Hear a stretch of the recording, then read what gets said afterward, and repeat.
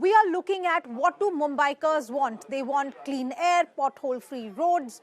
They want access to basic civic amenities, freedom from encroachments. I'm also being joined by our guests who are in the debate with us. Guests, I am apologizing because of the interruption that had happened. We're getting Preeti back very soon. But Tara Deshpande, author and actor, Meghna Pant, author, Apratim Goyal, who's the CEO and medical director of Cutis Skin Studio, a celebrity dermatologist in Mumbai, and Bharat Dabholkar, advertising professional. These are the four guests we have with us right now. Thank you very much, guests, for staying with us. We are talking about what do Mumbaikers want. The battle for BMC that is set to take off, voting tomorrow. We'll start with you, Tara Deshpande. What do Mumbaikers want? Are we looking at issues-based elections, or are we stuck on religion, region and language? Tara Deshpande. Well, I think there'll always be a little bit of identity politics because this is India, this is Bharat. But I think it's less so in Mumbai than it is in other parts of the country. We just have such huge issues right now that are so worrisome that I think people are kind of more scared than they have been before. Also, we're having an election after a really long time. So I think, I'm hoping that we have more people voting than in the past. One of the issues that citizens often complain about is that the response time of the BMC to their problems are far from what the Citizens Charter outlines. The Citizens Charter says for emergency problems, 24 hours to resolve it and 3 business days to resolve a non-emergency problem. But the average from studies shows that it takes between 30 and 35 days for the BMC to resolve any of the citizens' issues. This is, a very, very long drawn process getting any problem solved here. And one of the reasons for it is there are, a lot of reasons, and these are quite surprising. The BMC's budget has gone up by 25% 5 years ago, and again in this period by another 20%. Yet there has been a fall of between 11 and 18% in the monies that have been passed on to the wards. So if the wards are ill-equipped, how are they going to function? We also have a lot of vacancies in the BMC right now in very critical sectors that have not been filled. We need more people manning the BMC in order to help citizens out. All right. So, yeah. All right, thank you very much for that, Tara Deshpande. Dr. Apratim Goyal is also with us. If we can get your view, Dr. Goyal, on what are the big issues for Mumbaikers right now? As Tara was saying, there are a lot of issues. The BMC doesn't even respond, and there hasn't been an election in the BMC for a long time now. Dr. Goyal. Hi. Yes. So I think our issues are very, very basic. Clean water, clean air, a proper disposal of waste. We need proper sanitation, especially for women, because in my practice, I see lots of urinary infections leading to kidney infections. And yes, this noise is creating so much of distress, and it is upsetting not only citizens, but also our pets.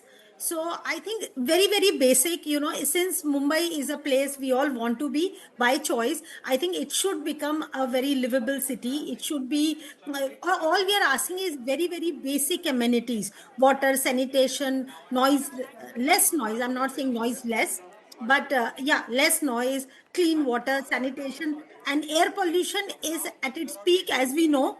Lately, it's been Mumbai-Delhi, race for pollution. So I think that if these basic things are set in place, that's what every Mumbaiker wants.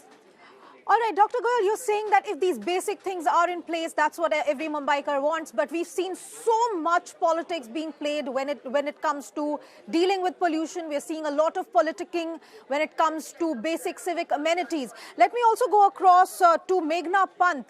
Meghna Pant, we've seen a lot of politics being played, particularly when it comes to identity politics in Maharashtrian politics. With the BMC elections, we've seen the kind of language that has been used in the last several months. We've seen the kind of identity politics, language politics that has come up.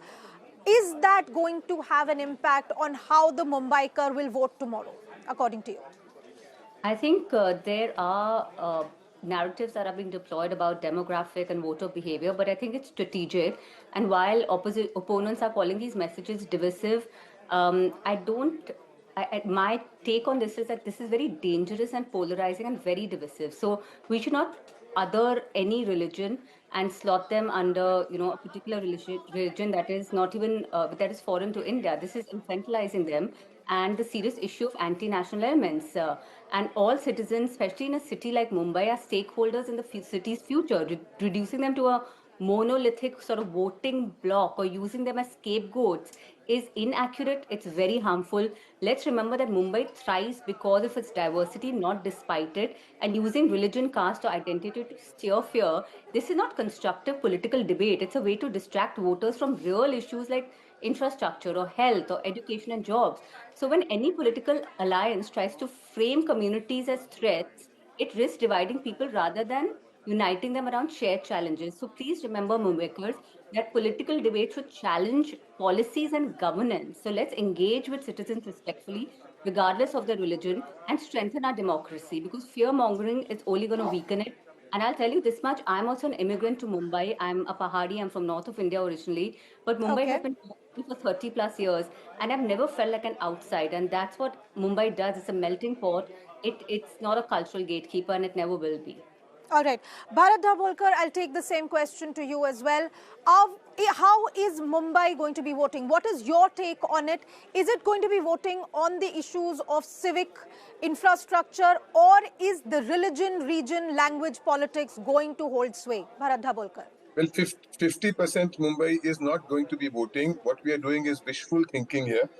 And my constituency, which falls in South Bombay, is a crown jewel of apathetic behavior.